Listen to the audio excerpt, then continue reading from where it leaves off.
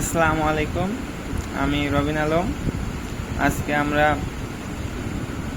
Monte Carlo simulation ফর্মুলার সাহায্যে বিটকয়েনের 2025 সাল থেকে 2030 সালের সম্ভাব্য প্রাইসটা নির্ণয় করব।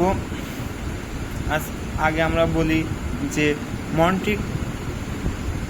মন্টি কার্লো সিমুলেশন ফর্মুলাটা এটা কি। এটা হলো একটা বিচ্ছিন্ন ঘটনার সম্ভাব্য মান নির্ণয় করে।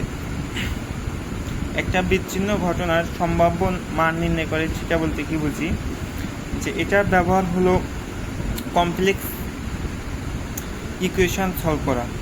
যেরকম ধরুন মানুষের গড় উচ্চতার জন্য এটা ব্যবহার করা হয়, আবার সায়েন্টিফিক কাজের জন্য ব্যবহার করা হয়, আবার কমপ্লেক্স ফাইন্যান্সিয়াল জন্য এটা ব্যবহার করা হয়।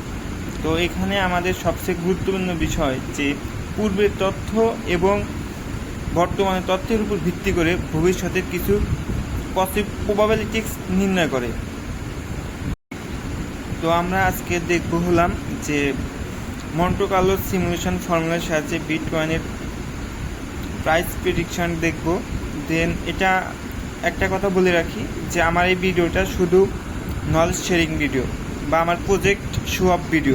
এটা আমার পার্সোনাল আর্টিফ্যাক্টস, আপনারা চাইলে ব্যবহার করতে পারেন। বা এটা কি 2025 সাল থেকে 30 সালের ভিতরে 50টা সম্ভাব্য পথ সিমুলেশন করছি আমি। বা এটাই হলো কি মন্টি কার্লো সিমুলেশন, যা অতীতের এবং বর্তমানের তথ্যের উপর ভিত্তি করে ভবিষ্যতের সম্ভাব্য পথ কি হতে পারে সেটা নির্ণয় করা এবং সম্ভাব্য পথগুলোর গড়ন নির্ণয় করা যায়। বা এখানে দেখতে পাচ্ছেন যে এখন বিটকয়েনের প্রাইস $1,20,000, ভবিষ্যতে কি হতে পারে। বা এটা হলো কি 2030 সাল 2013। বা এখানেও আপনারা এসেও দেখতে পারেন যে কোন ইয়ার বা কোন মাসে কত বিটকয়েন উঠতে পারে, তার সম্ভাব্য মান বা বিচ্ছিন্ন সম্ভাব্য মান। জি, এখানে দেখাচ্ছে 2030 সালে ম্যাক্সিমাম হতে পারে কত 8.32 মিলিয়ন। আর মিন, জি আমাদের মেইন ফোকাস থাকবে কি মিন প্রাইস বা ভবিষ্যতের গড় সম্ভাব্য মান কত হতে পারে। 854 কি আছে এটা। তো আমাদের মেইন ফোকাসটা থাকবে হলো মেইন প্রাইসে। তো মেইন প্রাইস কি, যে ভবিষ্যতের সম্ভাব্য আমাদের মেইন বা আমাদের সবসময় লক্ষ্য রাখতে হবে যে মেইন প্রাইসটা কী হয়েছে। বা মেইন প্রাইসটাই হলো গড় সম্ভাব্য মান। বা এই যে আমাদের পথ যে নির্ণয় করছি, আমরা বললাম না যে এখানে ভবিষ্যতে সকল প্রবাবিলিটিস থাকবে।